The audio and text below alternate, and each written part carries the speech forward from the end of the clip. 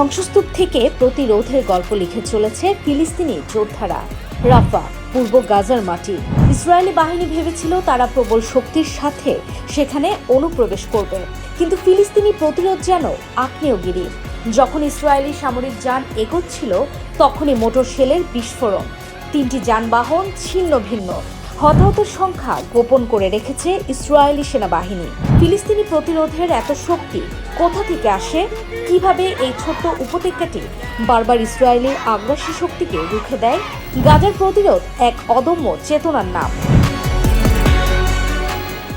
আল কুদস brigade আর আল Kasam brigade একের পর এক আঘাত হানছে দখলদার ইসরায়েলি সেনাদের উপর। পূর্ব রাফা, আল জেনিনা, বেত হানুন সবখানেই তাদের উপস্থিতি।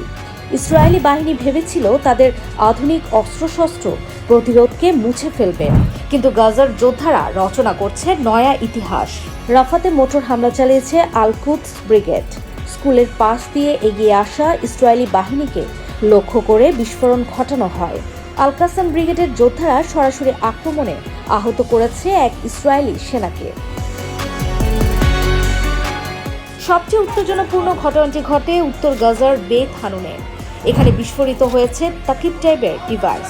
ইসরায়েলি সামরিক যান সম্পূর্ণ ধ্বংস। সেই আগুনের শিখা যেন প্রতিরোধের প্রতীক। ইসরায়েলের অবিরাম আক্রমণের মাঝে জাবালিয়া যেন প্রতিরোধের হৃদয়। ধ্বংসস্তূপে চাপা পড়েও এখানকার মানুষ থেমে থাকেনি। সিভিল ডিফেন্স কাজ করছে অক্লান্ত পরিশ্রমে। সিভিল ডিফেন্সের লোকেরা জীবন ঝুঁকিতে রেখে উদ্ধার কাজ চালিয়ে যাচ্ছে। ধ্বংসস্তূপ থেকে জীবিতদের বের করে আনছে, ক্ষুধার্ত শিশুদের খাবার দিচ্ছে, আগুন নেভাচ্ছে। উত্তর গাজায় অবরুদ্ধ মানুষদের কাছে পৌঁছে দিচ্ছে চিকিৎসা সামগ্রী। একদিকে যুদ্ধের আওয়াজ, অন্যদিকে মানবিকতার স্পর্শ।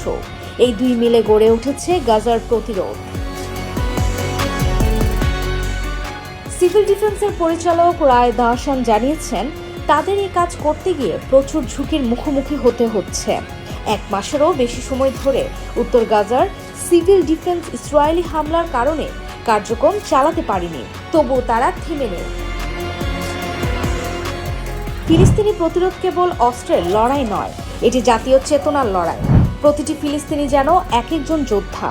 কেউ মোটর শেল ছোড়ে, কেউ ছুরি হাতে এগিয়ে যায়, আবার কেউ বা ধ্বংসস্তূপে আটকে থাকা মানুষদের উদ্ধার করে।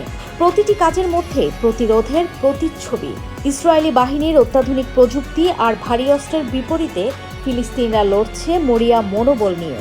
একদিকে আল কুদস ব্রিগেডের পরিকল্পিত হামলা, অন্যদিকে আল কাসাম ব্রিগেডের সাহসী আঘাত।